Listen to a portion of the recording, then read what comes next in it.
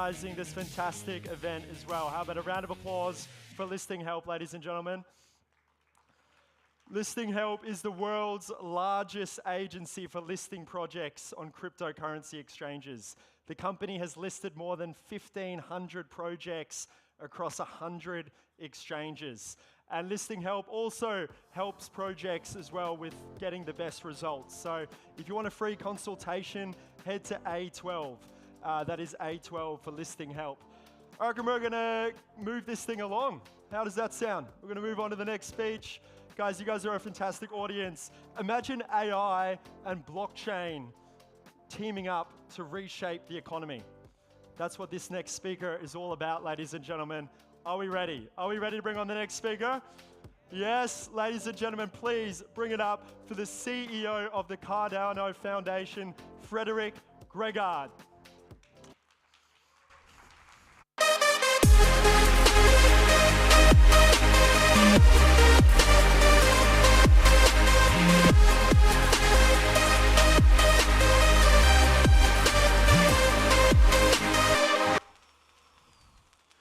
Wow, thank you. Well, today I'm going to talk a little bit about decentralized intelligence and why this is important. We saw a little bit before about cycles and hypes and so forth, and I'm also going to give a couple of comments about what is actually the opportunity, but also go a little bit back and think about why are we doing this? Why are we actually in this space? What led us from a 15-year-old journey to say enough is enough? Now, in the old days, we were paper trading, right? And we were doing all these weird things, and we were creating basically boundary conditions who said, you are in, you are out. Or your company can be there, but your company cannot be there. We created a system which basically allowed the few to have the power of the many. Then Bitcoin came. And I'm really, really happy to be here for the second year because a huge part of the Bitcoin mining community always conglomerate at this event. And I always get these amazing questions about what about Cardano, what about Bitcoin, and how do we do these things, huh? But what Bitcoin really made was the opportunity for us to be our own bank. It created a new decentralized rail. And my job has been for the last 5 years to convince regulators and policymakers not to close down Bitcoin. Now, the technical people of you would say, yeah, well, you can't close it down. It's not possible. But I tell you, you can make it very, very difficult. And in the end, you can go after the people. When you entered here today, you probably saw, you could trade USDC legally, right? We still use this term legally. And there are still many places, including where we are here, that it can be very difficult to hold altcoins and to hold crypto and so forth. But what Bitcoin really did was it created this opportunity for equality. It doesn't matter who you are. It doesn't matter where you're born. It doesn't matter where you come from. You have an equal right to participate in the technology. Now, looking ahead from paper trading to Bitcoin, it is safe to say that the world is moving a lot faster than ever before.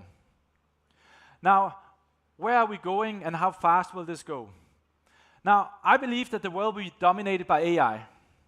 Not large language models and the small language models we're all playing around with every day on our phones and stuff like that. They're amazing, but there's too many mistakes. And you probably saw some of the leading AI scientists are already going away from it. But it opened up the eyes for investment, and we're seeing a huge AI boom, which probably is a bubble which will return. So we're going to see a correction there. But these exponential technology companies will drive all growth. We are going to see billion-dollar companies in valuation with 5 employees. 5. Okay? How is that even possible? Well, because by using some of this technology, we don't need all those people. So the question is, what is the rest of us going to do, huh? And those 5 people will have a lot of power. They won't accept democracy. They won't accept governance. How would you feel about, the population voting against the 5 people who control everything, huh? So this lack of trust in institutions and data will only grow. We saw 2 Fridays ago, we had a big market correction and a lot of people were shouting at Binance and some people were, super happy about Bitcoin Suisse or whatever that might be, right? But we saw even some of us who are so ingrained in technology and so ingrained in trading, we started to even have mistrust in the institutions we place our trust in today. So where is this all going? Now, if you look at potential, right? Gold is in many ways been the benchmark for what we do, right? Bitcoin is digital gold. So if you look at this chart here, right, what we're seeing is that Bitcoin has a huge upside potential because, well, you know what, Bitcoin is more scarce than gold, huh? It actually has a better governance than gold has, right? It's not controlled by one or two entities, you know, it's not controlled by one standard, right? It's controlled by the binary, it's in the code. So if you look at that, it exponentially put it up, right? This is the minimum potential for Bitcoin. What is more interesting to look at is, what about the other companies, the so-called AI companies, the people who's investing so much in AI that they have to fire thousands of people right now just to keep up with this investment? When are we going to see that these are changing? Because if you go 10, 20 years back, this was not the companies who were on this slide, huh? So what about this blockchain? And why is Cardano important? And why is Bitcoin important? And other decentralized, truly decentralized blockchains, not the ones who can basically, where somebody calls a phone number and then suddenly your money disappears, right? But the real thing. Now, blockchain is a trustless computing platform. It automatically enforces rules and transactions. Even if you get a new president who changes his mind, you can't just change the code and 3,000 validators on Cardano to move right instead of left. You can cry, you can call people, you can do whatever you want. It won't work, huh? Now that's the power. Execution of data, transformation of operations, leveraging trustless computing. Now, let's be honest, this is boring, right?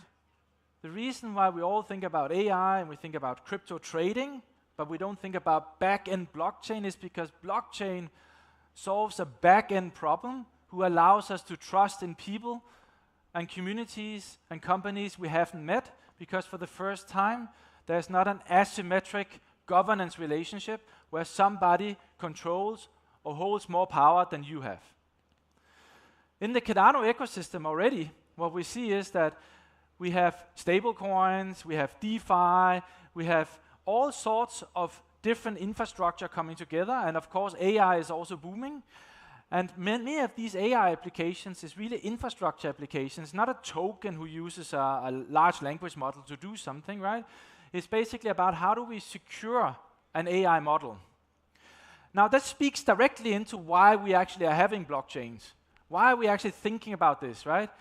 And it is so that public permissionless blockchains have their own set of factors that contribute to functionality and success. The power of Bitcoin is that the code cannot change, right? Fundamentally, we saw a few updates lately, right? But fundamentally, the code doesn't change. This is the power. The power of Cardano is that the code changes all the time, but the rules don't. Both of those communities is anchored in one thing which is going to be abundant in the future, and is scarce right now, and that is people.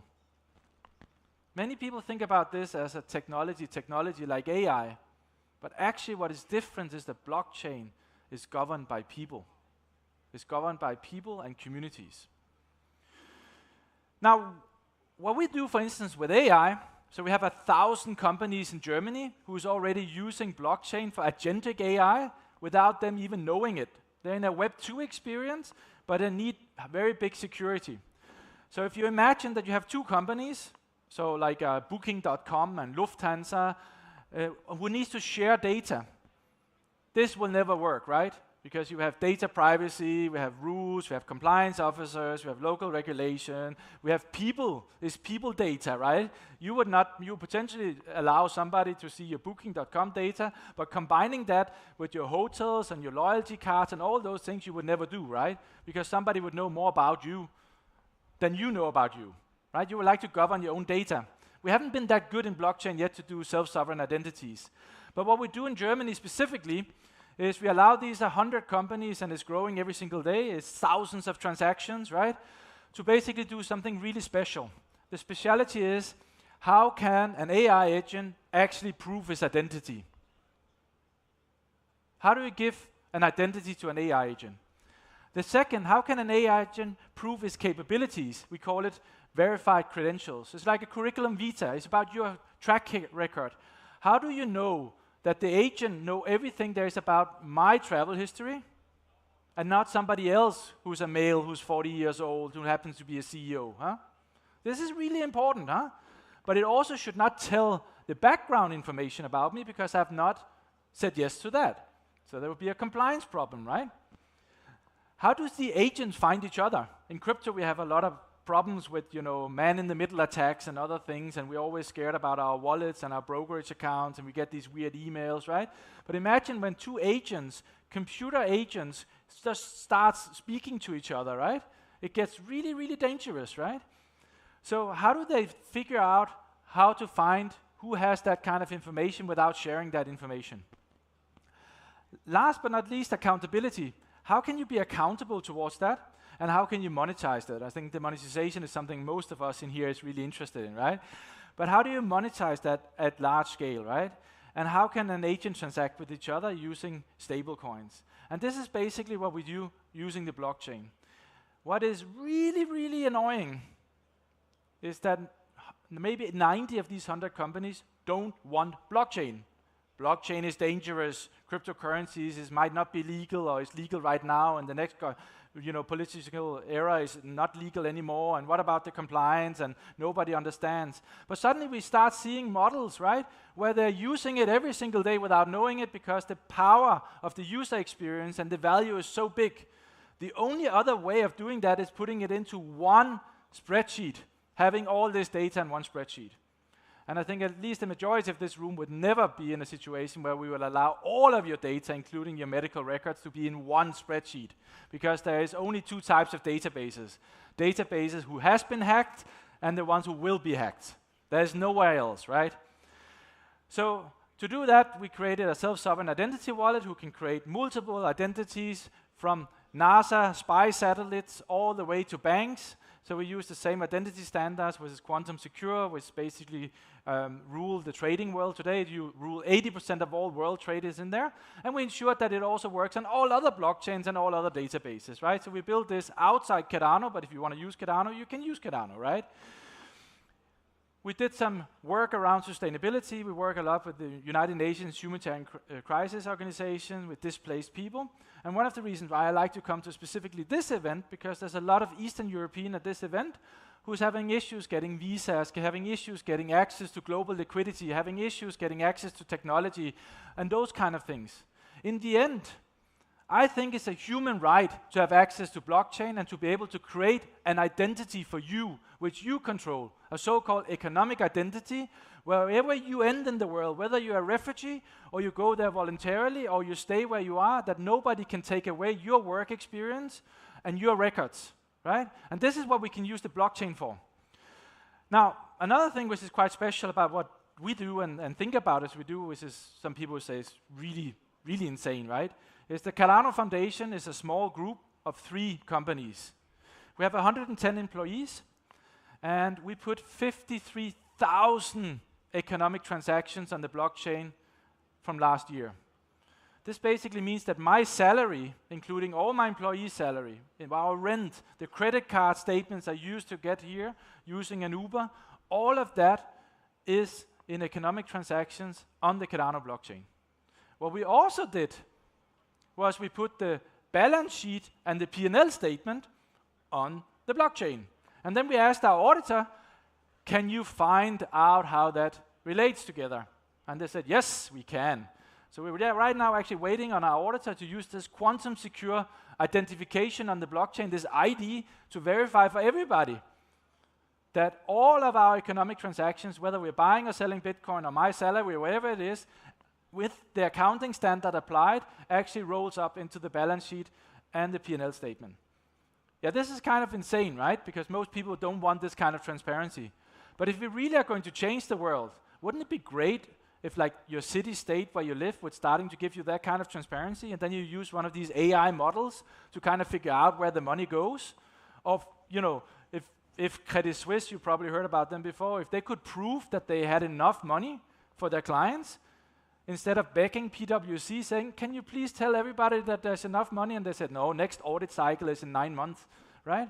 And then UBS, now one of the world's largest banks, bought them for 1 Swiss franc, right? And then suddenly, 3 months later, it turns out there was enough money, right? And the winner was another bank, right? And who lost? The clients, right? So we believe that to change these systems, we can use this very boring technology called blockchain, who's powered by people and technology, not technology, right?